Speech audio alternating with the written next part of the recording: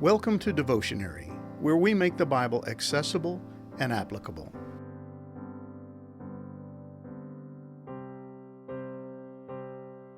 One of the many problems facing mankind since the fall has been our insatiable desire for glory.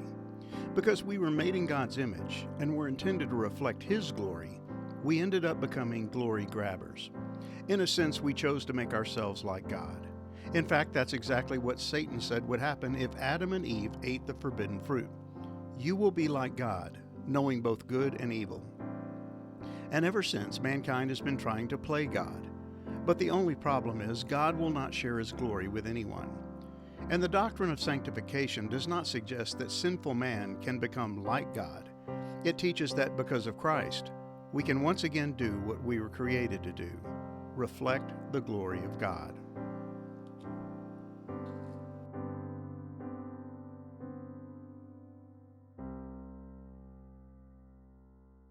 In order to understand the concept of sanctification, we have to spend some time in the Old Testament. The Hebrew word kadash is most commonly translated as sanctified, but you can also find it translated as consecrated, holy, or hallowed. It carries a number of different meanings, including to set apart or separate. There's no shortage of Old Testament passages that use the word kadash to convey an important message from God concerning such things as the Sabbath day, the tabernacle, and the priests who ministered there. Sanctification was important to God and was directly tied to His own holiness. The Baker's Evangelical Dictionary of Biblical Theology describes sanctification as follows, quote, "The generic meaning of sanctification is the state of proper functioning. To sanctify someone or something is to set that person or thing apart for the use intended by its designer. A pen is sanctified when used to write. Eyeglasses are sanctified when used to improve sight. In the theological sense, things are sanctified when they are used for the purpose God intends.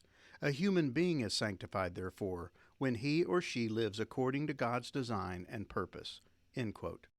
The sanctification or setting apart of something by God is related to His own holiness or distinctiveness. He is like nothing or no one else, and while man was made in God's image, he was meant to reflect, not replicate that image. God is transcendent and completely separate from His creation.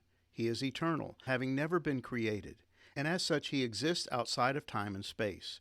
He is completely righteous, without sin, and completely free from any form of flaw or defect. And when God made the universe, He sanctified or set it apart for His glory, deeming it good or excellent. The same was true for His creation of man. God created Adam and Eve and sanctified them as His own. They belonged to Him and were designed to bring Him glory by living their lives according to His will, giving proof of God's goodness, greatness, and love by their very existence as His creation. The Apostle Paul reminds us that all of creation was intended to reflect God's glory and majesty. For what can be known about God is plain to them, because God has shown it to them. For His invisible attributes, namely His eternal power and divine nature, having been clearly perceived ever since the creation of the world in the things that have been made. Romans 1, verses 19 through 20. Even in its fallen state, the creation still reflects God's glory. Its beauty, while marred by sin, still points to its original designer and reminds man that there is someone out there greater and more powerful than himself. And while man may not recognize God as the creator of all things, Paul states that they have made a habit of worshiping someone or something as the force behind the universe. For although they knew God, they did not honor Him as God or give thanks to Him, but they became futile in their thinking, and their foolish hearts were darkened. Claiming to be wise, they became fools, and exchanged the glory of the immortal God for images resembling mortal man and birds and animals and creeping things. Romans 1, verses 21 through 23. But the Old Testament scriptures repeatedly deal with the concept of sanctification. God set apart Abram, selecting him from among all the people on earth, and making him the recipient of His divine blessings. Now the Lord said to Abram, "Go from your country and your kindred and your father's house to the land that I will show you. And I will make of you a great nation, and I will bless you and make your name great, so that you will be a blessing. I will bless those who bless you, and him who dishonors you I will curse. And in you all the families of the earth shall be blessed." Genesis 12, verses 1 through 3. And God kept His word, making of Abram a great nation, a people He set apart as His own special possession. Now therefore, if you will indeed obey my voice and keep my covenant, you shall be my treasured possession among all peoples, for all the earth is mine, and you shall be to me a kingdom of priests and a holy nation. Exodus 19, verses 5 through 6. And God gave the people of Israel the tabernacle, designating it as the place where he would come and visit them. And he set apart priests who would serve him in the tabernacle, offering sacrifices on behalf of the people that were designed to remove the guilt of their sin and make them acceptable to God. Even the elements used within the tabernacle had been set apart by God and were not to be used for anything else. They were holy to the Lord and were to be treated that way by the people of Israel. To take the utensils that had been set apart by God and use them for any other purpose would have been to defile them and make them unholy. God was and is serious about sanctification. After he created the universe and all it contains, he deemed the seventh day as holy or Kadash. He set it apart as different from the other days of the week. It became the Sabbath day of rest and was to be treated with reverence and respect by God's people. One of the 10 commandments God gave to the people of Israel covered their relationship with the Sabbath. Remember the Sabbath day to keep it holy. 6 days you shall labor and do all your work, but the seventh day is a Sabbath to the Lord your God.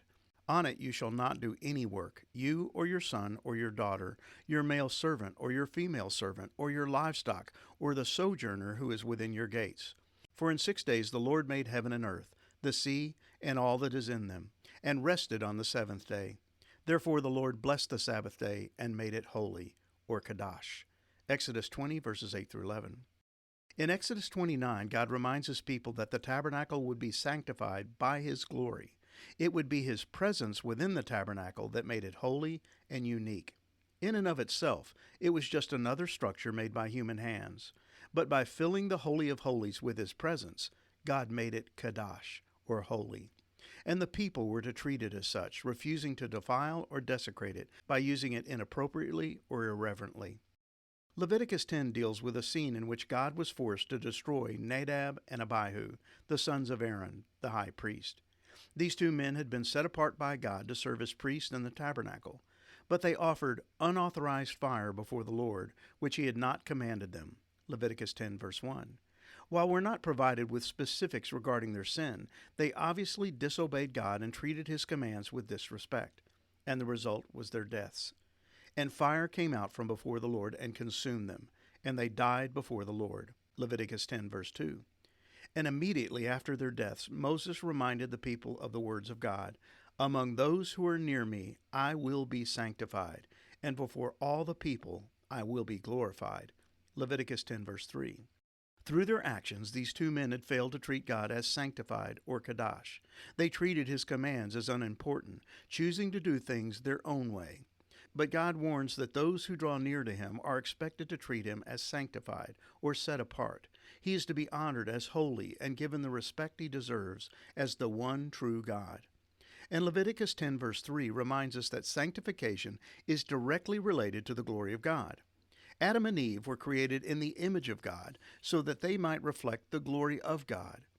All creation was intended to bring glory to God, but the entrance of sin into the world damaged or marred creation's sanctified state, which is why the Apostle Paul states, "For I consider that the sufferings of this present time are not worth comparing with the glory that is to be revealed to us. For the creation waits with eager longing for the revealing of the sons of God. For the creation was subjected to futility, not willingly, but because of him who subjected it, in hope that the creation itself will be set free from its bondage to corruption, and obtain the freedom of the glory of the children of God." Romans 8, verses 18 through 21. At the heart of sanctification is the glory of God. God set apart the Sabbath for his glory. He made man to reflect his glory. He punished Nadab and Abihu for diminishing his glory. He set apart the tabernacle by filling it with his glory. So when all is said and done, God's purpose for sanctification is his own glory. "I am the Lord, that is my name. I will not give my glory to anyone else." Isaiah 42, verse 8.